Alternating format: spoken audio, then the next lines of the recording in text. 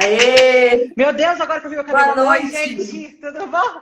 Me dê um segundo, deixa eu só conectar isso Tudo aqui rapidinho. bem? Aline, você estava contando que você começou a escrever, eu achei super legal a história que você estava contando. Que você começou a falar sobre isso, que todos os Então, médicos falavam. um monte de gente me segue achando que eu fui mãe aos 40, mas aí quando vê meu rosto, acha que eu ou eu dormi no formal ou tem alguma coisa errada, né? Eu ia Então, na perguntar a verdade, mesma coisa. Qual eu suplemento tenho que você toma? 31. Eu tenho 31, mas eu sempre escrevi sobre saúde, sobre mulher. E aí eu vi que sempre os dados do IBGE mostravam que essa faixa etária estava aumentando, né, o número de mulheres que tinham filhos depois dos 35. Achei curioso, Muito. fiquei de olho ali no radar. Mas aí o que me fez mesmo criar foi porque algumas amigas que estavam ali perto dos 40 anos engravidaram e elas ficavam apavoradas, porque a única palavra que vinha, até quando você dá um Google, né? Quero ser mãe aos 40 ou mãe aos 40, só vem risco, só vem síndrome, só vem coisa que te põe medo. Então eu falei, nossa, mas não é Verdade. possível que é só isso, né? E aí comecei a escrever, faz 7 anos já que existe. Veja, eu tinha 24 anos, nem era mãe. Uau! Mas esse ano que realmente eu me dediquei exclusivamente a isso, então saí da redação que eu estava e está sendo muito legal a troca, o que a gente pode discutir aqui, porque sim, né, existem alguns problemas associados, mas não é só de risco que é feita essa gravidez, então é importante a gente informar, mas com leveza, com acolhimento, né? E por isso até que estou te convidando, estou muito feliz de você estar aqui hoje. Eu Seja muito também! bem-vinda. Obrigada. Eu também estou muito feliz. Eu acho que eu nem preciso te apresentar, você nem carece de apresentação. Mas caso tenha Mas, alguém aqui que gente, que caiu de chiquérrimo! paraquedas, caso tenha alguém aqui que caiu de paraquedas, se apresenta, doutora. Fica à vontade. Ah, meu nome é Bruna Pitaluga. Eu sou ginecologista obstetra. Hoje eu sou 99% obstetra. Todo mundo fala assim: o que você é ginecologista? Eu falo, meu Deus, mas eu não faço ginecologia. Eu amo ginecologia e eu aplico a ginecologia à obstetrícia, mas eu não faço atendimento em ginecologia mais dentro do consultório, né? Então, hoje eu só faço pré-natal, acompanhamento de pacientes que querem engravidar e pacientes que estão grávidas. Então, esse é meu pré-natal. Hoje a minha vida é essa. Eu amo a gestação loucamente. Eu amo a fisiologia da gestação. Eu digo que eu me apaixonei pela gestação quando você começa a estudar fisiologia e você entende. Você fala, cara, como é que pode, né? Uma criança tá dentro, como é que pode um ser humano estar dentro de outro e ter, enfim, toda essa troca. Eu acho isso fantástico, maravilhoso. E a minha vida é essa hoje. Então, eu sou Bruna Pitaluga. É muito. É muito incrível, né? A gente formar outro ser humano, assim, você parar para pensar, é um negócio muito espetacular. E ali dentro acontecem coisas que a gente sequer imagina, né? Então, ter você Exato. contando para a gente esses processos e como melhorar, né? A gente está falando aqui de mulheres maduras, então tem sim uma grande queixa das que estão tentando engravidar e não conseguem, daquelas que estão tentando ir para a fertilização, mas ainda estão perdidas. Então, eu acho que tudo que der para a gente trazer de dicas, né, para que esse momento seja um pouco mais saudável e mais leve, estamos Mais aqui para leve. isso. É, Perfeito. exatamente. Porque senão também vira uma Perfeito. cruz, né? Um calvário, assim. Não dá. Com certeza. Eu lembro, É eu isso. fiz um Bom, vamos pré-natal lá. de uma gestação. Eu ia interromper você, Aline, que eu ia te contar. Estou falando de manhã aos 40 e geralmente, e a gente tem tido cada vez mais pré-natal de gestação gemelar no consultório. Só para dizer para vocês como a gestação pode ser mais leve. Eu tive uma experiência recente no consultório que a mãe falou para mim, ela falou assim, doutora Bruna, é o primeiro lugar, é o primeiro consultório que eu entro. Geralmente elas não me procuram primeiro, porque elas querem sempre ter um pré-natal talvez mais acessível, ou que eu falo muito durante o pré-natal, não é fácil ser minha paciente, uma hora de consulta, tem muita coisa envolvida, eu sei que não é fácil. E ela falou assim, foi a primeira vez que eu entrei num consultório e que viram a gestação gemelar como uma gestação leve.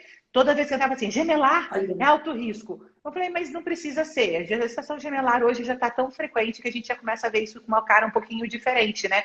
Então, é isso. A gente pode levar a gestação mais leve. A gente pode ter uma gestação mais olha. tranquila, com menos coisas. Mas eu acho que tudo isso tem a ver com o que a gente também vai conversar a respeito hoje, que tem a ver com a fertilidade, com o preparo para a gestação. Eu acho que a gestação e o pré-natal depende muito do que se faz antes e durante também o acompanhamento. A gente vai tocar nesse ponto daqui a pouquinho. Exato.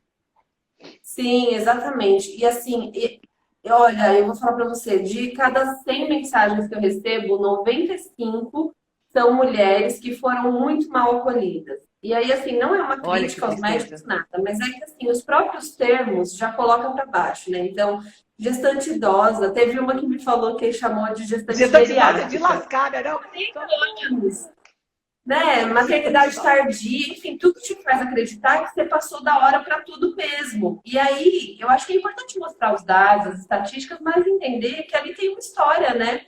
E pode ser que para ela não vai acontecer nada Exato, daquilo, né? Então é importante observar, exato. mas não colocar como uma sentença. Então, essa humanização, sabe? Esse se colocar na pele do outro é fundamental. Então, que bom que essas mulheres também te encontram. Vamos lá? Podemos ir para o tema aqui? Vamos, a hora que você quiser começar. Vamos, que eu já sei que temos uma lista. Ótimo. Eu fui só recebendo, eu só fui Isso, vendo os eu vou stories, eu falei, meu seguir. Deus, não vamos sair hoje.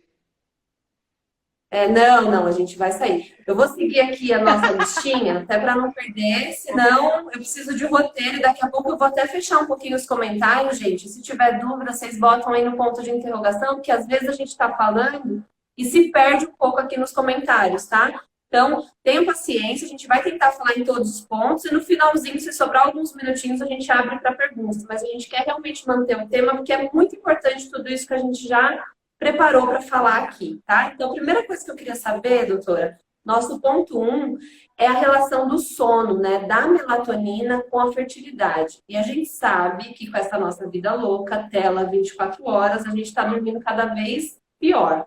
Então, eu queria que você contasse um pouquinho qual que é essa relação, como que dá para melhorar, e aí já incluir a pergunta da melatonina. Grávida pode, não pode, como que faz, como que não faz? Melatonina, vou começar falando para vocês que melatonina ele é um hormônio produzido quando a gente dorme e ele é um sinalizador metabólico. As pessoas entendem a melatonina como sendo um centro e parece que ela é toda a informação gira em torno dela. O que a gente vê a melatonina como um sinalizador? Eu acho que essa é uma questão muito importante para deixar claro aqui. Então, a gente tem alguns hormônios que são sinalizadores do que a gente chama de ciclo circadiano. Então, essa coisa do ciclo dia e noite. O sol nasce, o sol se põe, isso é o ciclo de noite.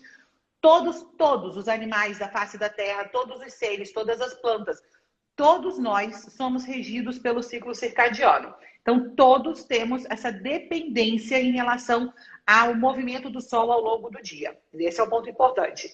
E a melatonina é um sinalizador dessa função noturna, do que vai acontecer à noite. Então, eu sinalizei para o seu metabolismo, sinalizei para o seu corpo que agora você dorme e coisas importantes devem acontecer agora, como, por exemplo, detoxificação. O fígado funciona de madrugada, como, por exemplo, o sistema imunológico. O sistema imunológico, ele se refaz de madrugada.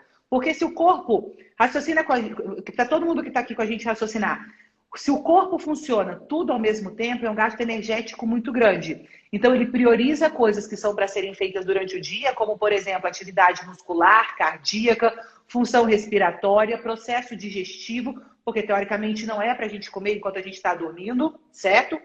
Então, a gente funciona em algumas partes durante o dia. E nós devemos funcionar em outras partes durante a noite. Porque tudo que o corpo faz, ele utiliza energia para fazer isso. A melatonina, como sendo então esse sinalizador noturno, ela vai mandar essa informação, ela entra na corrente sanguínea, as células vão captar a melatonina e a gente vai receber essa informação. Está na hora de processos de antioxidação, detoxificação e regulação imunológica acontecerem. Lá no nosso ovário, a gente produz uma quantidade muito grande de hormônios, a gente produz hormônios esteroides. É no ovário que nós produzimos estrogênio, testosterona e progesterona. Essa produção hormonal, ela é uma produção que depende de muita energia. Ela produz hormônios, mas ela também produz lixo metabólico. Vou botar entre parênteses, porque a gente vai falar de radicais livres, estresse oxidativo, e fica muito complexo. Mas toda vez que eu tenho uma produção de coisas que são boas, mas eu utilizo cofatores e coisas importantes dentro da nossa química, que depois devem ser utilizados e devem ser expelidos do nosso corpo. A melatonina, além de sinalizar que está na hora de alguns processos acontecerem, ela também tem um efeito importantíssimo para a antioxidação. Então, as mulheres que dormem têm melhor função ovariana do que as mulheres que não dormem. Então, já existem estudos em animais mostrando que as fêmeas, que as ratas, que são submetidas à alteração do ciclo circadiano, têm falência ovariana precoce. Essas são questões importantes porque a gente está falando hoje de mulheres que dormem depois de 10 horas da noite, que a gente fica com essa luz azul do telefone durante muito tempo. Isso altera a sinalização de melatonina e nós temos efeitos diretos, então a gente tem a diminuição e alteração dessas sinalizações diretas do sistema imunológico, do sistema de antioxidação, e temos os efeitos também indiretos, porque fica todos os dias eu durmo tarde. Então dorme na segunda, de segunda a segunda. Isso acontece uma semana, 2, 3, 1 ano, 2 anos, 3 anos, e aí você tem alterações oxidativas dentro do ovário. E a melatonina é um dos principais hormônios antioxidantes, para a função ovariana. Então, dormir é uma das principais condições para que você tenha uma boa regulação do seu ciclo, da sua produção de melatonina. Mulheres que trabalham em período noturno são mais inférteis, mulheres que trabalham no período noturno têm mais doenças relacionadas à gestação, então enfermeiros, obstetras, pessoas que trabalham em jet lag, que trabalham em avião, que são aeromoça, não é aeromoça não, como é que a gente fala hoje? Aeromoça é coisa de gente velha. Comissária de bordo? Tem um outro nome. Comissária de bordo, esse é o nome correto, pronto. Mulheres que pilotam avião, pessoas que trabalham no período noturno, por exemplo, pessoas que trabalham em restaurante, pessoas que são não só garçonetes, mas os chefes de cozinha, então pessoas que têm esse trabalho noturno têm mais alterações relacionadas à fertilidade. Vocês sempre me perguntam, eu posso tomar melatonina? Eu sempre digo, para que você vai tomar se você produz a melhor melatonina, que é se você dormir? Então eu acho sempre muito mais importante, porque é o que eu falo no perfil o tempo inteiro, Aline. A gente fica querendo fazer gambiarra com o nosso metabolismo. Eu super acredito em suplementação, vocês já me viram, eu sou tarada por suplementação, eu estudo suplementação. Suplementação é a bioquímica toda da fisiologia dentro de um papel e você tem a capacidade de entender todo esse processo. Mas nada substitui aquilo que você produz de forma fisiológica. Então, para que você quer tomar melatonina se você pode simplesmente... Quer dizer, se pode simplesmente não, porque não é tão simples hoje, em novembro de 2020, a gente fala para as mulheres que elas vão ter que dormir. Mas se você pode regular o seu sono e fazer a sua produção endógena, a sua produção natural de melatonina. Essa é, sem dúvida nenhuma, a melhor melatonina que você vai tomar. Por quê? Melatonina que a gente compra em farmácia varia de 300 microgramas, 0,3 miligramas, isso vende nos Estados Unidos, isso nem vende no Brasil, a melatoninas que tem 10 miligramas. E não tenho na menor sombra de dúvida, são coisas completamente diferentes dentro do metabolismo. Então, os trabalhos já mostram que doses maiores do que 3 miligramas talvez não fossem tão interessantes. Eu sei que muitas tomam mais do que isso, mas eu tenho que trazer as informações fisiológicas, e aí a gente tem que falar a respeito disso, porque realmente os trabalhos não mostram isso, e que doses talvez sejam menores do que 3 miligramas sejam mais interessantes. No entanto, novamente, eu quero ressaltar para vocês, mais importante do que tomar a melatonina é regular o ciclo circadiano através de acordar no horário certo, então acordar às 6, 6:30 da manhã e dormir no horário certo também, preferencialmente depois de 9 horas da noite. Aí vocês ficam com o cabelo em pé quando eu falo que a gente tem que dormir 9 horas da noite, porque teoricamente 10 horas os olhos já devem estar totalmente fechados. Não é para você tentar dormir às 10, é para você já estar dormindo às 10 horas da noite. Já está se permitindo entrar aí nessa rotina, né? Exato, exato. E Aline, isso regula tudo. E quando a gente regula ciclo circadiano... Perdão. Pode falar. Quando a gente regula ciclo circadiano, que eu ia falar para vocês, a gente sinaliza muitas coisas para o corpo. Então, você dormir e acordar não é só essa produção de melatonina, tem outras sinalizações relacionadas à exposição solar. Então, você melhora a sua exposição à vitamina D, você controla melhor o seu cortisol, diminui a incidência de depressão, de ansiedade, de alterações do humor. Você tem um processo digestivo muito melhor, porque agora o seu corpo já entende o que é dia e o que é noite. Você tem a energia, você consegue ir para a academia melhor, você tem um desempenho metabólico melhor quando você tem o controle do ciclo circadiano. Então, não é só essa produção, é o controle e a regulação fisiológica de todos esses processos. Perfeito, porque você está falando uma coisa muito importante, que na verdade o principal e o fundamental é equilibrar esse ciclo e não a produção só da melatonina, porque já que ela é um sinalizador, ela está sinalizando, mas o quê? Para ela sinalizar tem que ter um ciclo completo, senão você só atinge Exato. essa pontinha aqui, todo o resto não está controlado. É mais ou menos isso, né? Perfeito. É exatamente isso. Perfeito. Ótimo, Melhor explicação. Perfeito. ótimo. Olha, eu nunca tinha pensado nisso, porque para mim sempre o importante era tem que ter melatonina e não o ciclo todo. Bom, E essa é o que muito as bom. pessoas Eu vou. pensam, e por isso, perdão, Pode Aline, falar. por isso que as pessoas vão em farmácia e falam assim, eu vou comprar uma melatonina de 10 miligramas e toma essa melatonina meia-noite e fala assim, mas eu não consigo dormir.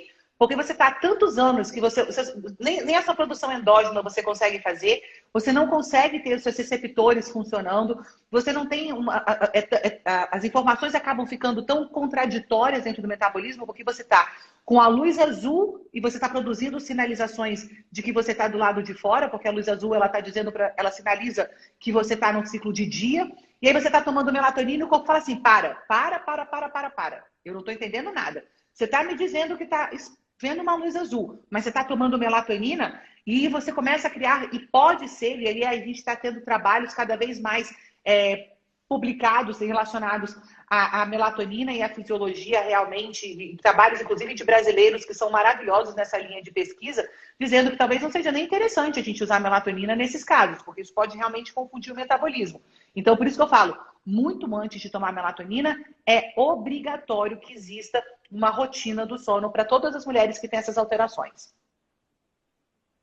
Perfeito. Muito, muito bom, gente. Estou falando que ia ser uma aula, né? Já foi uma aula sobre sono aqui, né, Ai, melatonina. querida! Agora a gente, agora a gente vai para a segunda parte da aula, que é o seguinte, esse aqui é muito bom, gente. É muito bom porque é pouco falado e é super importante, que é a relação dos cosméticos e até dos utensílios domésticos com a fertilidade. E aí a gente entra na parte que eu sei que é muito complexa, doutora, mas você tem o dom de tornar didático, que é dos disruptores endócrinos. Então, para quem nunca ouviu falar ou para quem está perdido, não entende como que um potinho de plástico pode ter uma relação com o seu organismo, né? Como que o seu antitranspirante pode interferir numa ovulação ou, né, na fertilidade. Conta um pouquinho para a gente, se puder assim, fazer um supra-sumo. Esse assunto também é extenso, né? A gente já tinha visto essa lista antes, que ele botou essa lista antes. Eu falei, nossa senhora, ficaríamos aqui o dia inteiro falando sobre isso. Em 2020, a gente vive uma exposição ambiental muito grande. A gente fala de exposição ambiental e as pessoas acham que é só exposição de ar, né? É o que a gente respira, ou talvez alguma coisa que você coma, uma água. Na verdade, exposição ambiental é tudo aquilo que o seu corpo tem contato, que não é aquilo que ele produz de maneira correta. A própria alimentação é uma exposição ambiental, porque esse alimento, ele traz uma série de informações. Ele pode trazer tanto os macronutrientes, proteínas, ácidos graxos e carboidratos, mas ele traz micronutrientes, vitaminas, sais minerais, mas ele também traz pesticidas, herbicidas, alterações e contaminação do solo. Ele pode trazer metais pesados, se essa plantação era perto, por exemplo, de um rio, principalmente na Amazônia, que os rios são altamente contaminados com mercúrio por conta de mineração. Então, a gente tem que pensar em exposição ambiental, tudo aquilo que está fora do nosso corpo e que está em contato direto com o nosso metabolismo. As mulheres são as mais prejudicadas em relação à exposição ambiental, porque nós temos uma grande demanda em relação à questão de beleza, produtos cosméticos. Eu desafio vocês a me dizerem se não tem pelo menos 3 produtos para passar no rosto aí, um protetor solar de manhã, um hidratante e uma base, um BB cream, um CC cream da vida ao longo do dia. Todas as mulheres utilizam alguns produtos. E essa exposição, ela acontece o dia inteiro, porque você passa um produto na pele e você está exposta e a pele absorve o produto durante o dia inteiro. Só que a gente não faz isso uma vez na vida, Aline. Essa é a coisa muito importante. Porque o disruptor endócrino, o grande efeito do disruptor endócrino é aquela exposição contínua e crônica. Então, todos os dias eu me exponho a esse creme. Todos os dias eu me exponho a essa marca de desodorante. Todos os dias. O problema do disruptor endócrino é que ele está todos os dias incomodando. Só que eu tenho 43 anos. Eu comecei a exposição durante a minha vida intrauterina. Minha mãe já tem essa exposição.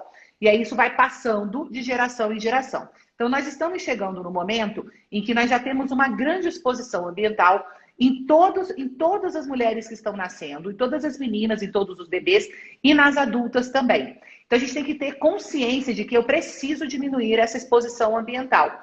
As nossas avós não usavam os cremes que a gente usava, não comiam as folhas que nós comemos com pesticidas e herbicidas, não comiam os peixes com contaminação de mercúrio, não comiam peixe em lata cheio de bisfenol A na lata, não tomavam água em garrafa de plástico como as pessoas tomam, que também tem bisfenol A. Então a gente tem que entender que o nosso contexto de exposição ambiental é diferente de 2 gerações atrás. E se a gente não reconhece isso, a gente vai assim, a minha avó sempre fez isso e nunca teve nada. Negativo. Pode voltar lá, porque a sua avó usava leite de magnésia na axila para não como desodorante. Ela usava um pó de arroz, no máximo, no rosto para sair de casa. O batom dela era um batom que tinha 2 ou 3 ingredientes, porque ele era uma tintura, ele não era um batom. Então não tinha base, não tinha creme para ruga, não tinha ácido hialurônico, não tinha o creme da manhã, o protetor solar. Sua avó nunca passou protetor solar na cara, tá? Só para dizer isso para vocês, não existe a geração da sua avó com protetor solar na cara, ao contrário da gente. E aí a gente vai pegar esse produto, gira o produto e vai ler o rótulo do produto. Nada do que você tem nesses produtos cosméticos está na natureza. Nada, nada, nada, nada, nada, nada. Até porque, para ele ficar numa embalagem, numa prateleira, ele tem que ter uma série de propriedades químicas para poder substituir e poder viver essa vida útil dele nessa prateleira e para você poder utilizar. Porque, afinal de contas, eu tirei o leite de magnésio da sua avó porque as mulheres estão transpirando, e aí eu estou precisando realmente usar agora um desodorante antitranspirante, porque a sociedade pediu que a gente tivesse agora, então, esse controle da detoxificação dos linfonodos e das células axilares. Enfim. Então, quando você vira esse produto, você não reconhece nenhum desses nomes. Mas existem alguns nomes que são ainda mais tóxicos do que os outros. Então, fiquem de olho para tudo aquilo que está escrito parabeno, porque parabeno é extremamente tóxico para a função reprodutiva. Ele tem uma função, ele tem uma capacidade de se ligar aos receptores e às células, principalmente do sistema reprodutor feminino. Em ratas expostas a parabenos, essas ratas desenvolvem endometriose. Em ratas expostas a parabenos, essas ratas desenvolvem câncer de mama.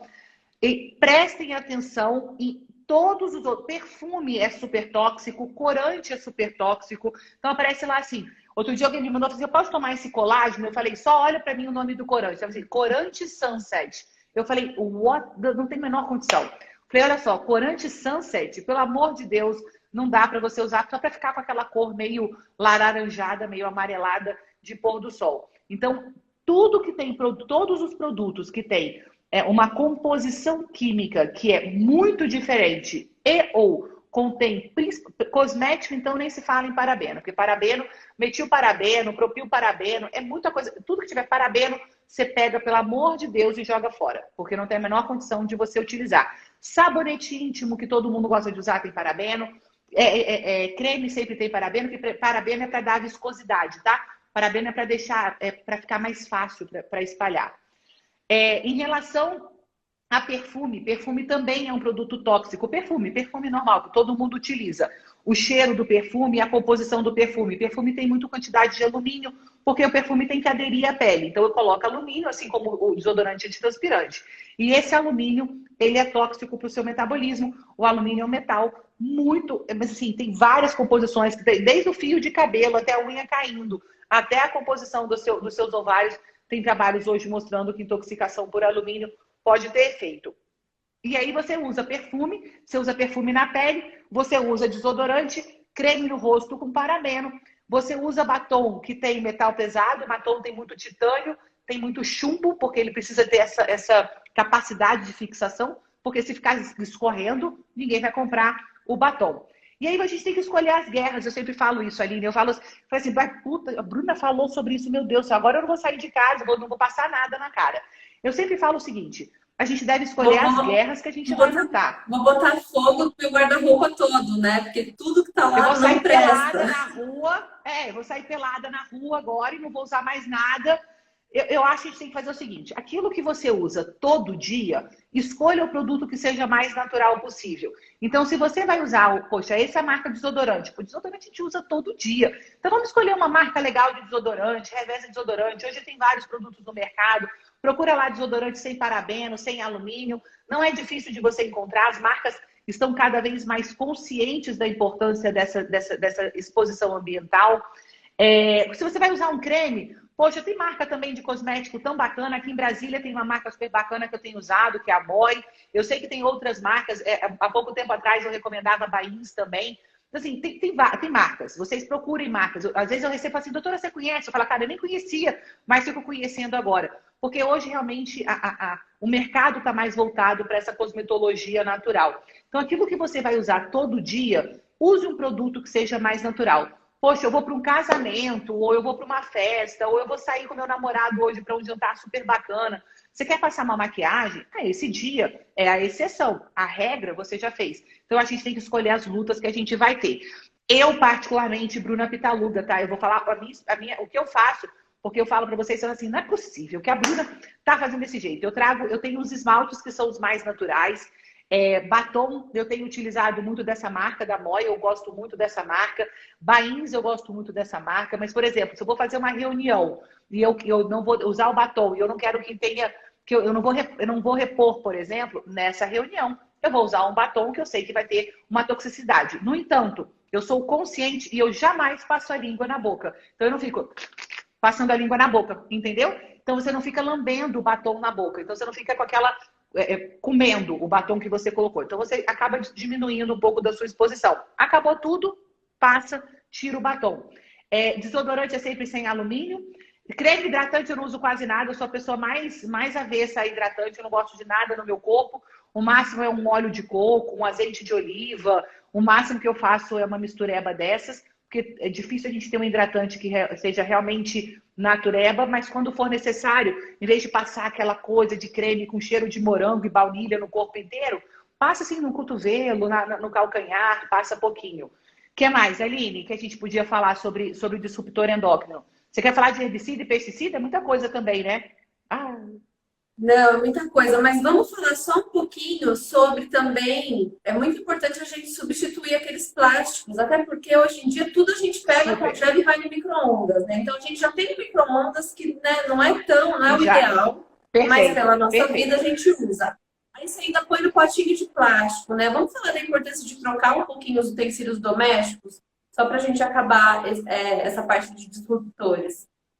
Pote de plástico tem um componente que é o bisfenol A. Bisfenol A, inclusive, todas as mães são conscientes. Vão lá, eu vou para os Estados Unidos fazer enxoval, vou comprar uma mamadeira que é sem bisfenol. Aí pega a mamadeira, coloca dentro do esterilizador de micro-ondas, enfia no micro-ondas a mamadeira de plástico do esterilizador de plástico do micro-ondas. Aí você não tem o bisfenol A, mas você acaba tendo outros.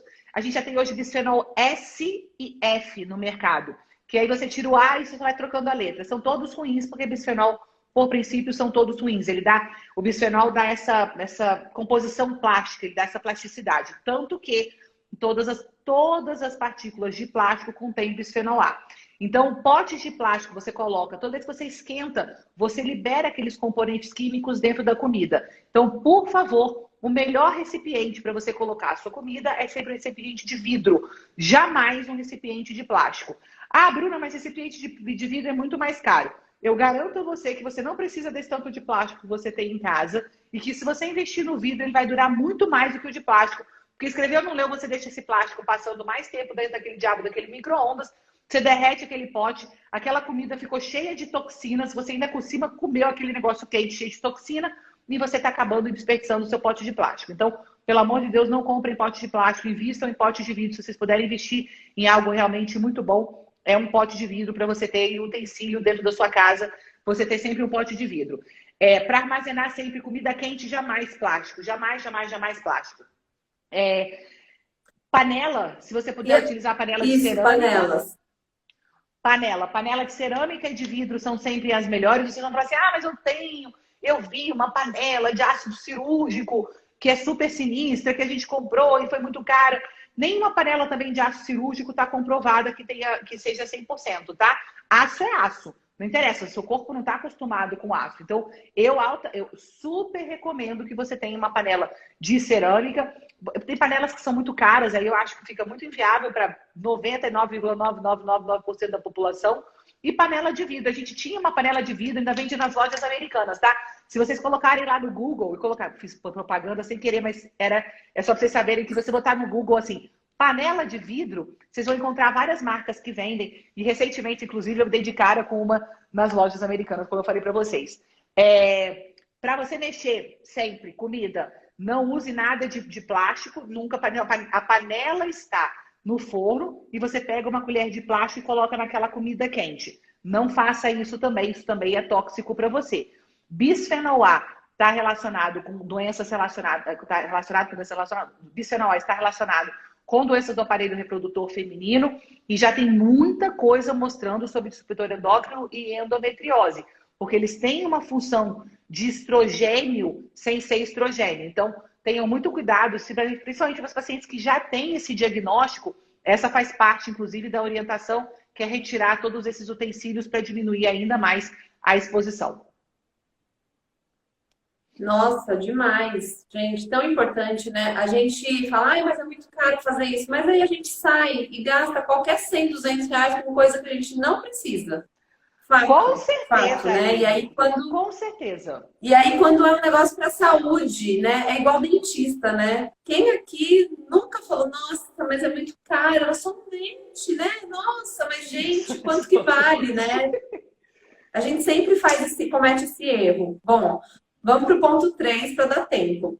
E o estresse? E aí eu queria falar de estresse e ansiedade, que eu sei que se parecem, mas são coisas diferentes. E queria saber até que ponto que eles realmente interferem na fertilidade ou não. Eu já ouvi especialistas citando estudo falando que sim, e já ouvi que não também. O que a gente sabe hoje dessa relação? Que sim, estresse e ansiedade afetam muito a fertilidade. É porque eu acho que as pessoas ficam assim, ai, relaxa que o neném vem, relaxa que você engravida. Não é dessa forma pejorativa. Estresse é uma condição metabólica, uma informação e uma sinalização bioquímica que o seu corpo recebe quando uma série de fatores, como você interpreta o seu dia a dia, como você interpreta o seu trabalho, como você interpreta o seu dia a dia, e que o seu corpo recebe essa informação e fala assim, poxa, ela não tá legal não, tem alguma coisa que não tá bem.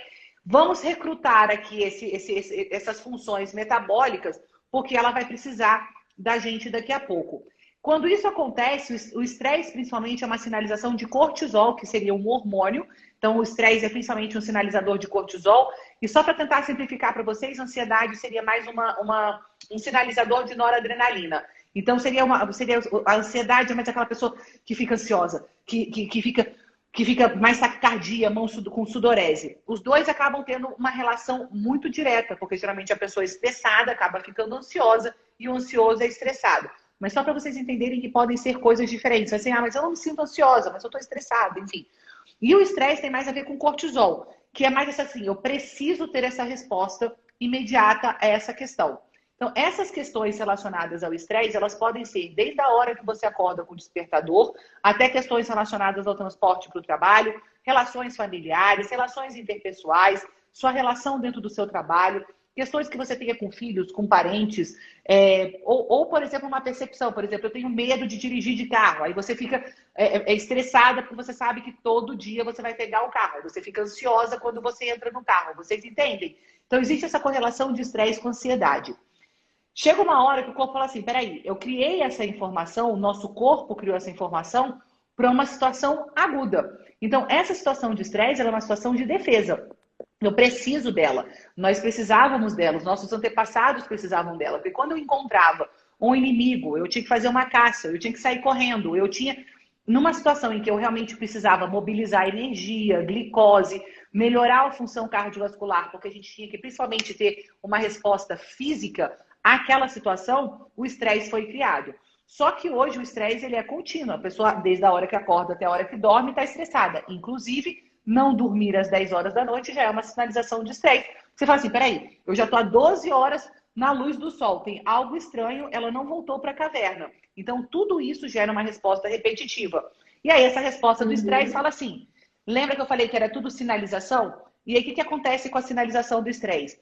Não é hora de eu melhorar o sistema reprodutivo dela. Por quê? Ela está estressada, ela vai enfrentar o leão. Como eu vou fazer com que ela melhore um óvulo, amadureça um óvulo, tenha relação sexual que gasta energia e ainda por cima eu vou botar ela para engravidar se tudo isso acontecer? Não tem a menor chance. Sistema reprodutor, para tudo, porque a gente está estressado aqui em cima e eu tenho uma prioridade. Qual é a minha prioridade?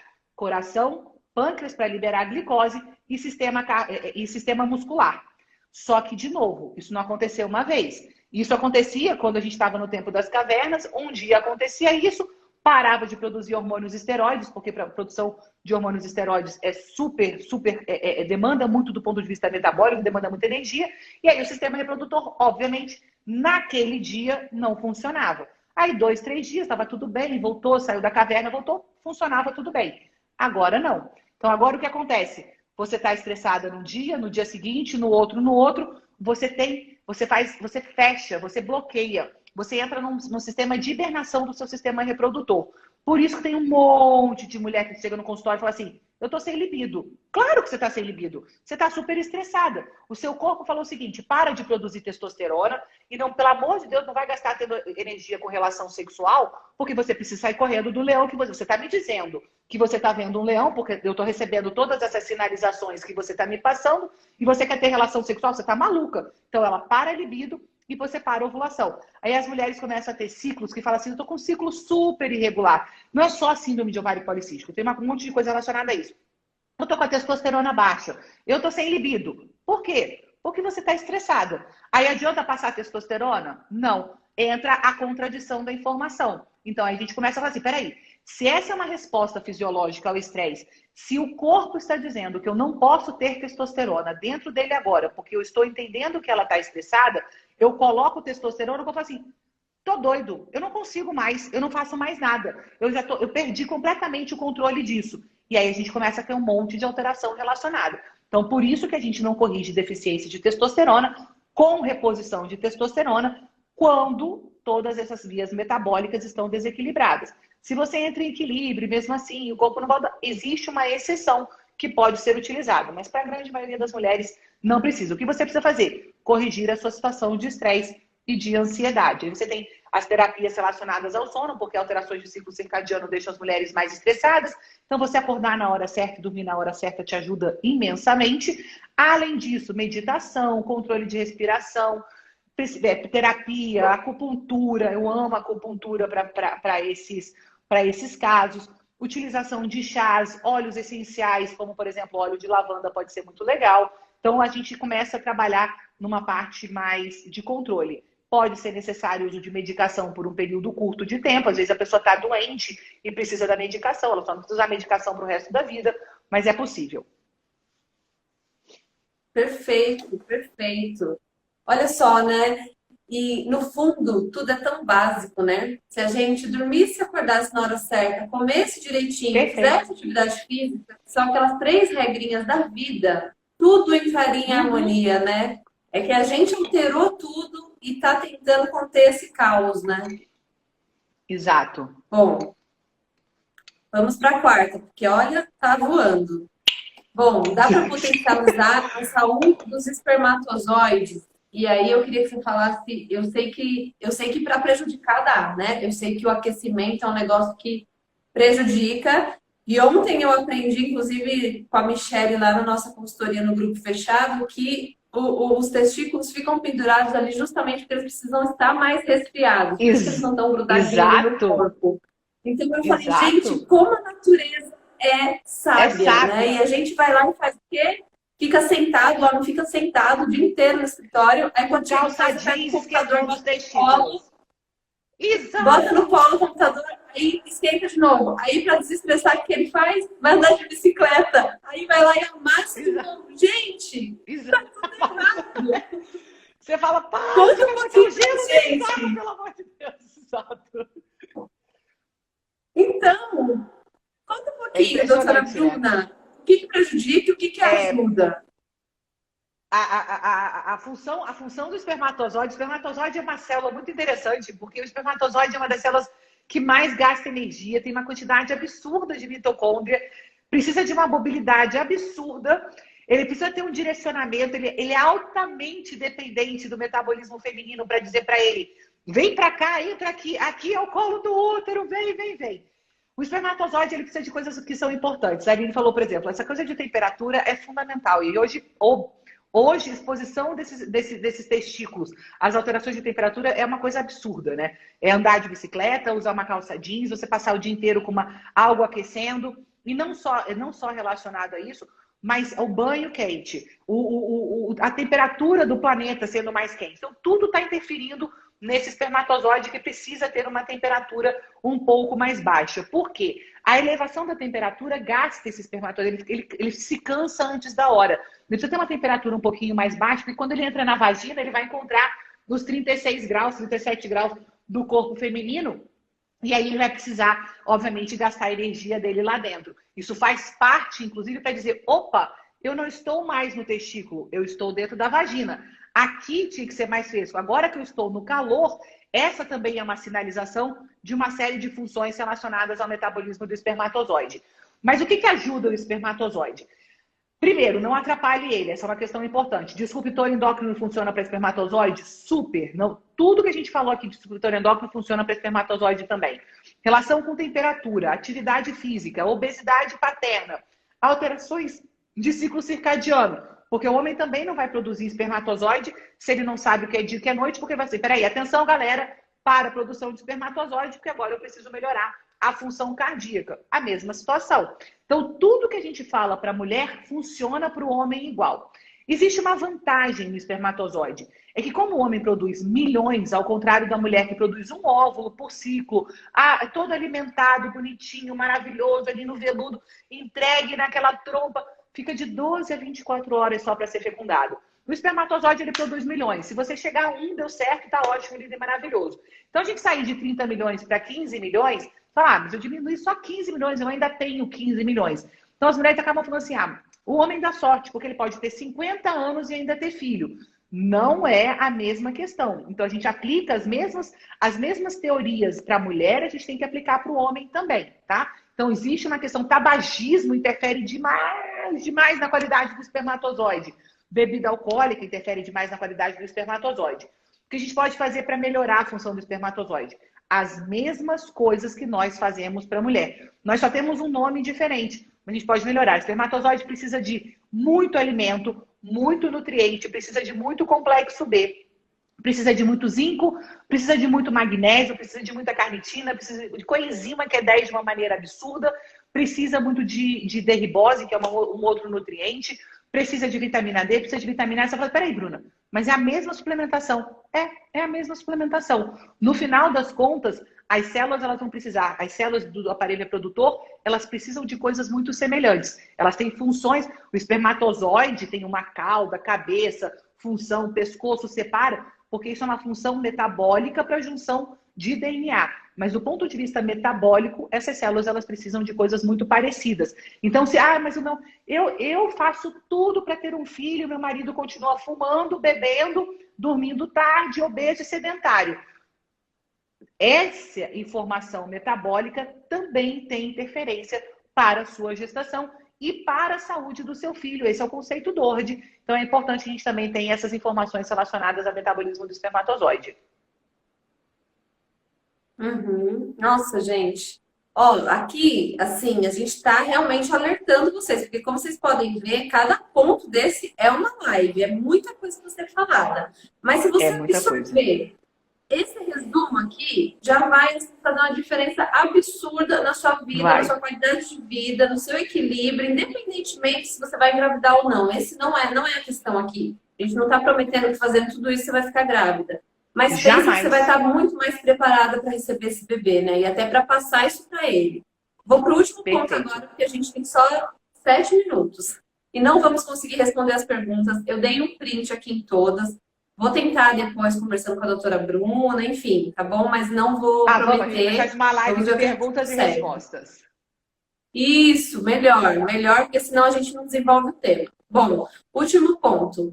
Microbiota vaginal. Aí eu até coloquei assim, né? Oi, com certeza tem a ver com espermatozoide, olha que legal. Falar. Então, e tem a ver também com o disruptor endócrino, com o uso de coisas lá na vagina, né? Conta um pouquinho pra gente, o que que é isso? Como que a gente acaba com ela ou beneficia, enfim, e a relação com a fertilidade? A microbiota vaginal, Aline, eu acho legal a gente falar sobre isso. Eu queria até fazer um convite para vocês que estão aqui com a gente.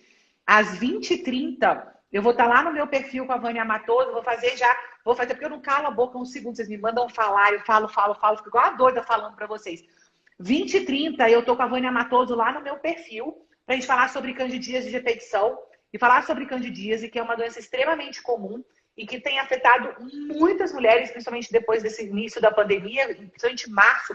De março para cá, a gente teve uma quantidade muito grande de pacientes que nos procuraram no consultório e que a gente vai abordar essa questão de microbiota, porque essa é uma questão muito importante. Mas eu queria deixar para vocês aqui uma informação. Microbiota, ela é protetora. A vagina, ela tem um contato direto com o pênis na relação sexual. O pênis, ele traz na sua pele bactérias, traz informações metabólicas, não traz só o esperma, ele traz o espermatozoide com o esperma, ele traz líquido seminal. Então, existe uma questão importante de defesa. Entre todos os mamíferos, nós temos uma relação em que o pênis tem uma grande penetração dentro da vagina. Então, a gente precisa desse contato muito próximo. O pênis, ele entra dentro do corpo feminino durante a relação sexual. Nessa penetração, eu preciso criar um ambiente de proteção do metabolismo feminino. Porque o pênis, ele encosta no colo do útero e aqui eu já começo a fazer assim, se eu passei do colo do útero, eu entrei no útero, eu entrei na cavidade abdominal e as bactérias se disseminam dentro da barriga. E tem um nome para isso, doença inflamatória pélvica, DIPA, as pessoas conhecem esses nomes aí. Então eu preciso criar um mecanismo de proteção para regular todas essas informações que o pênis vai trazer. Na nossa evolução humana, esse mecanismo de proteção chama-se pH ácido. A vagina, ela é ácida. Ela tem um pH de 3,5. Ela é um pH ácido. Não pense que a vagina é básica, como está escrito lá no produto que você compra. Não, isso aqui é um pH neutro. O pH neutro é um pH absurdo para a vagina.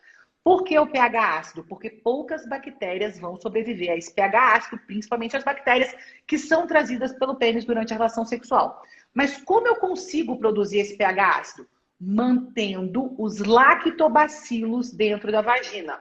É necessário para a saúde vaginal que essa microbiota tenha sua composição com lactobacilos.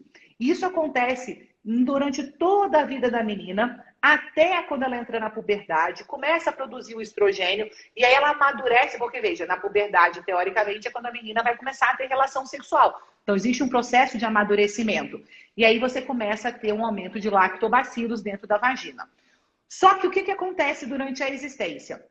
Contracepção oral acaba com lactobacilos, fala, Bruna, para. Você está me dizendo que eu passei 20 anos tomando aquela pílula e aquele comprimido e ela acabou com a minha microbiota? É exatamente isso que eu estou dizendo para você. Anticoncepcional oral, estrogênio sintético de anticoncepcional injetável, adesivo vaginal, tudo que você coloca dentro da sua vagina, lubrificante com cheirinho, com gostinho, bolinha que estoura, sabor morango, óleo disso, óleo daquilo. A sua antepassada, fecha o olho, lá das cavernas, ela tinha sex shop? Não tinha. Ela não tinha camisinha com cheirinho de morango, com sei lá o quê? Não tinha. E nem óleo de coco ela tinha, tá? Então vocês ficam, eu vou botar óleo de coco, adoro óleo de coco como lubrificante. Eu te pergunto, por que você está precisando de lubrificante?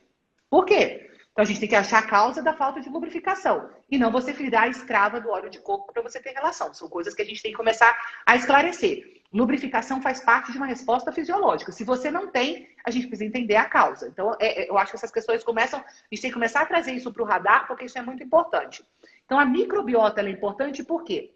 Além do mecanismo de proteção, ela evita essas bactérias externas e ela vai dizer, segura aí, Aline, e ela vai dizer o seguinte, espermatozoide, tá vendo aqui o colo do útero? Tá vendo esse ambiente aqui?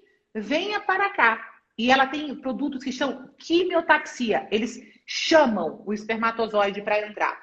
E quando eles chamam o espermatozoide para entrar, o espermatozoide consegue entrar e encontrar o colo do útero nesse processo. Além disso, existe uma questão de sistema imunológico. Quando eu tenho uma boa microbiota, eu tenho uma boa regulação do sistema imunológico vaginal E essa regulação do sistema imunológico vaginal diz para o corpo da mulher: tá vendo esse espermatozoide que você está tendo contato, ó, com frequência? Parece que ele é gente boa. Então, quando você tem contato com líquido seminal, você faz um imprinting do seu sistema imunológico. Você fala assim, então peraí, o seu corpo já viu esse espermatozoide com esse líquido seminal aqui umas 10 vezes? Parece que ele é legal. Então, eu recebo melhor esse espermatozoide durante a relação sexual. Então, é mais provável, isso existe uma relação de monogamia, no processo evolutivo da gestação, isso é super complexo, a gente depois fala sobre uma aula sobre isso, que eu acho fascinante.